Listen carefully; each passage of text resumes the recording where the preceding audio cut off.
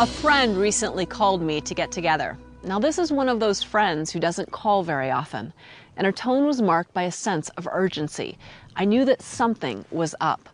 We looked at our calendars and we found a date that would work to get together. And because she lives on the opposite side of the city, we decided to meet somewhere in between her workplace and mine. I went online and I searched for a Starbucks, sent her the address, typed the date into my calendar, and looked forward to getting together. Well, a few days later, I got a call from my friend.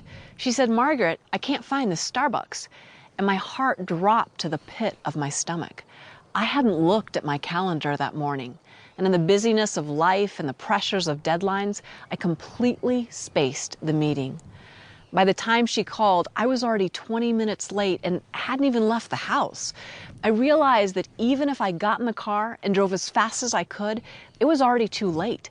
The window of the free time she had for the day was gone. The next day, I was leaving on a week-long trip. I apologized profusely, but I hung up the phone with a sense of, what have I done?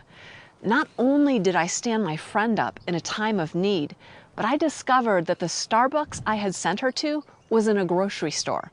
The reason she had called 20 minutes late is because she had been driving around trying to find a different Starbucks, thinking surely Margaret wouldn't have us meet somewhere that didn't even provide a place to sit down. I don't know if I can put into words how terrible I felt. You may be thinking, "Margaret, it was just a meeting. I mean, you made a mistake." And I hear you.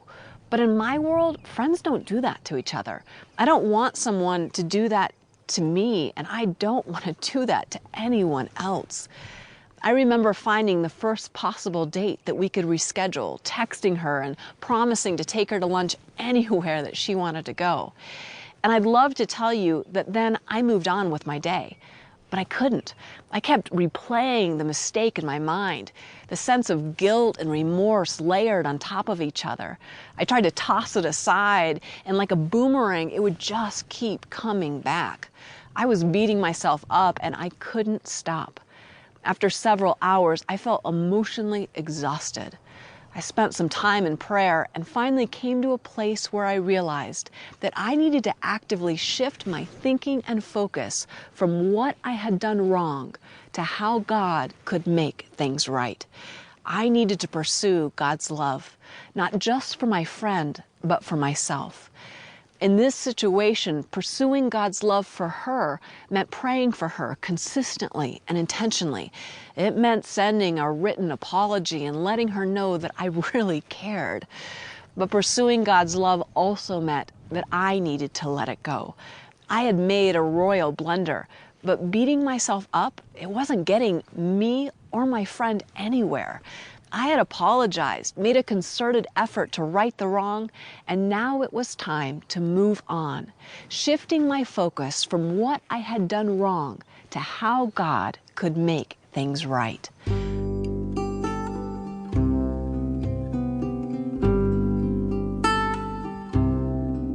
Why pursue God's love?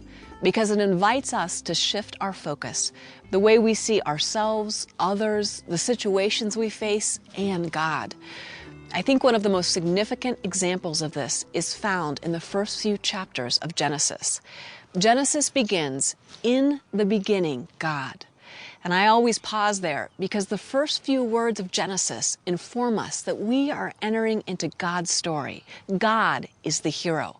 This is not our story. Yes, we are invited to be part of it, but this is primarily the story of God. In the beginning, God created the heavens and the earth. As this chapter unfolds, we get a glimpse of God in creation, hanging the stars in the sky and hovering over the sea. As a holy and divine artist, God paints our world beautiful with the most loving attention to detail. God's love is displayed throughout creation. Some people try to read Genesis 1 as if it's a scientific or a historical document. And while it contains scientific and historic truths, we must never forget that the first chapter of Genesis is primarily a theological document. The author designed it